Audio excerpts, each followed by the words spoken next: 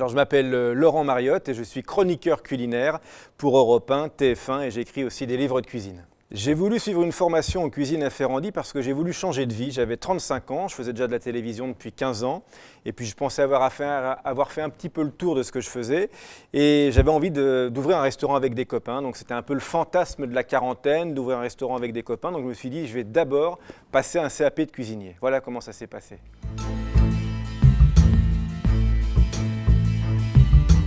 Alors pourquoi j'ai choisi Ferrandi? Bien pour sa réputation, voilà, une très belle réputation, exigence, qualité, respect, beaucoup.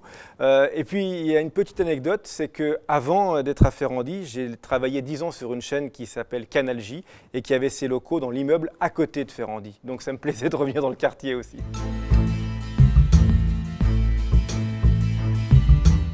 J'ai suivi un cursus simple, basique, on va dire, le CAP de cuisinier en formation continue. Ce que j'ai apprécié, c'est l'écoute des professeurs, le degré d'exigence, un CAP qui est le brevet, on va dire, classique, basique, mais où il y avait vraiment une exigence et puis un besoin de se dépasser, un besoin d'être à la hauteur pendant les cours et puis pendant les travaux pratiques. Donc j'ai beaucoup aimé cette exigence et puis tous les jours j'apprenais quelque chose, donc je n'ai que des bons souvenirs.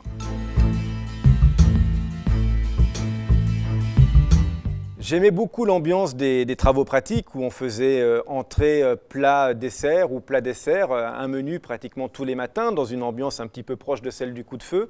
Et j'aimais beaucoup après cette session le déjeuner qu'on avait tous ensemble où on débriefait, en fait, on commentait les plats des uns et des autres, les erreurs, les points de perfectionnement. Donc c'était très agréable cet échange, j'aimais beaucoup. Ouais.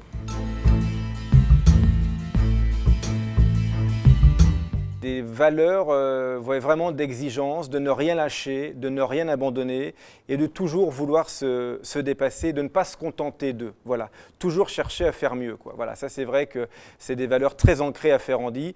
C'est un petit peu comme ça que j'ai été élevé moi à la campagne dans une famille paysanne, donc je retrouvais ces valeurs-là. Ouais. Si Ferrandi était un plat, ce serait une blanquette de veau, parce que c'est un plat qui symbolise bien la gastronomie française.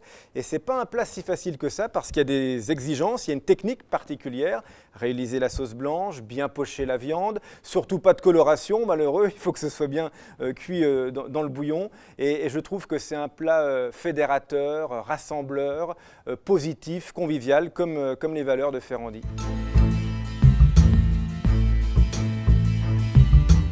Alors Ferrandi en 3 mots, c'est exigence, qualité et patrimoine.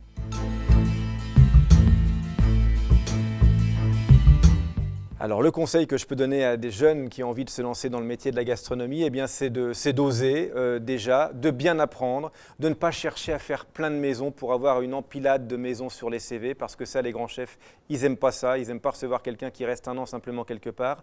Choisissez un chef, choisissez une maison et allez-y à fond. Voilà, vous allez apprendre le terroir, le territoire de ce restaurant, qu'il soit dans le Nord-Pas-de-Calais, qu'il soit dans les Bouches-du-Rhône. Apprenez l'univers du chef et puis surtout, voilà, ne rien lâcher. C'est un métier qui demande de l'effort physique, de l'effort mental, parce qu'on a un rythme décalé par rapport aux copains. Donc je pense que de vraiment s'imprégner de l'univers d'un chef, c'est important.